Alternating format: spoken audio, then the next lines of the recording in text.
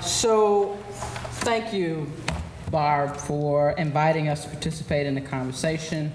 I didn't know where she was going with that.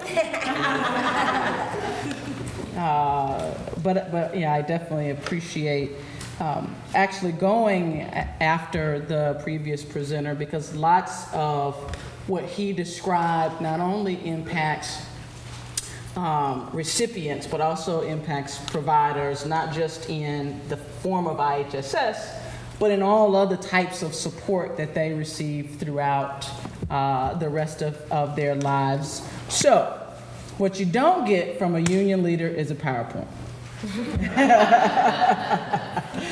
What you do get, hopefully, is a little bit of texture, a little bit of humor. You can laugh if you want. And what I hope is you get a picture of what these cuts mean. So I want to talk a little bit in sort of 4 buckets. One, talk about the overall cuts to in-home supportive services. Second bucket, I want to talk about and share the impacts to LA County specifically. The third piece I want to just share with you, and probably get Jean's feedback. She'll tell us we're crazy, but share with you how we are thinking about engaging the government, the governor's administration, and the legislature around solutions to its funding crisis. And 4, I guess I'll see, since there are some concerned senior citizens in the room, which I was happy to hear, see if there are any questions for me. So overall cuts. To in-home, just to give a brief description of what this is. In-home supportive services is a program actually created and enacted under Governor Ronald Reagan. One wouldn't have thought that. Under Governor Ronald Reagan, as a way to provide the ability for seniors and people with disabilities to continue to live in their homes and receive medical and personal attention. So there are about 435,000 or so recipients of in-home supportive services in the state of California, with about 360,000 or so people providing the service. Big part of actually the job base in lots of communities is in-home supportive services. So the speaker before me talked about the 8.4% hours reduction that the governor has on the table right now as a part of his cut package to IHSS. What you should also keep in mind is on February 1st, there was the implementation of Governor Schwarzenegger's 3.6% reduction in hours that recipients were provided. So essentially, in less than, if the governor's proposals are supposed to be enacted on July 1st, about 6 months, you're talking about almost 13% reduction of care that is going to be compensated to our state's most vulnerable. And what does that mean for workers? They will lose about 13% of their income in less than 6 months. And in addition to that, about 9,000 people or so will lose their health benefits. So because in all of the counties in California, most of the counties in California, these workers, these providers are covered by a collective bargaining agreement that limits their access to health benefits at the number of hours that they work. So as their hours go down, their health insurance goes away, increasing the stress and strain on our public emergency rooms and increasing the probability of them not taking care of their own personal health. So 8.4% hours reduction. The next proposal by the governor is the elimination of services provided to people who live with their care provider. Understand that this is about 60% of the IHSS program in the state of California. Here is where I'll provide you a little bit of texture.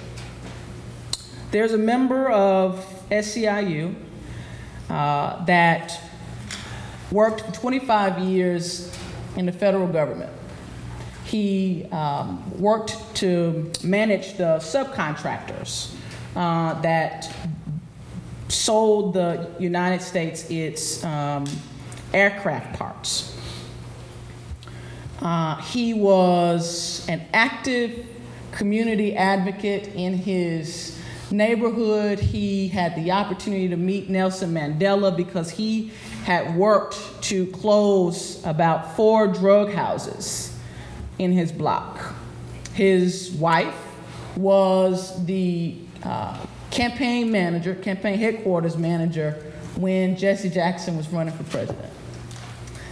His wife was later diagnosed with multiple sclerosis. They went through their savings, they emptied out their retirement plans, they lost their home, they destroyed their credit. The only job he now has is providing care for his wife, making $9 an hour. If Governor Schwarzenegger's proposals come to pass, this family will have committed their entire lives to making their community, their city, their state a better place, and will be left out in the cold. Texture of what these cuts mean. So 60% of the program in the state of California is a shared living situation, whether they're related or have moved in together to save money to make the program, to make the relationship of providing care that much easier. That, under Governor Brown's proposal, goes away. Third thing that he wants to propose is physician certification.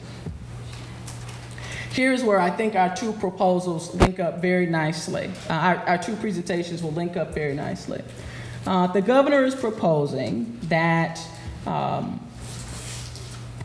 people who receive these services, consumers, actually use one of their 10 visits to get their doctor to say, yes, this person qualifies for in-home supportive services.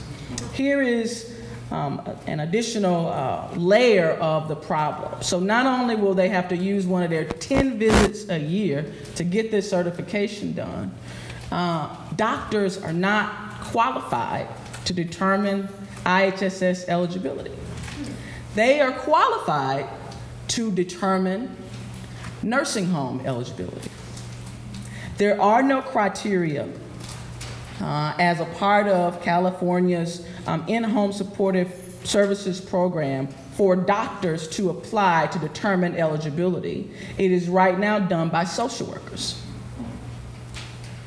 And so on its face, you can say, well, that proposal, Laphonza, is not that bad.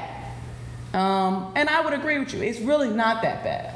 But I think there's a smarter way for us to be careful not to eliminate people from a program that costs 4 times less than an institution that they would go into if we think about how we would implement physician certification. The last thing, and it is the smallest dollar amount, but I think equally important to consider, is the elimination of advocacy groups and commissions for consumers, people who receive this care, to have a voice in determining how this program is administered.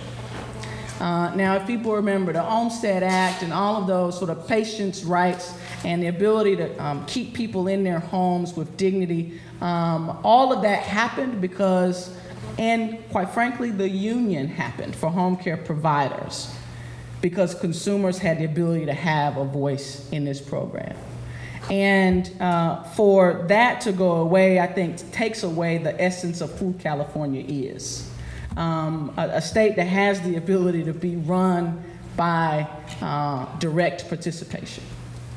And while that, again, that is not the largest piece of what is on the table, but I think important to who we are as Californians. So those are the 4 pieces of the governor's proposals.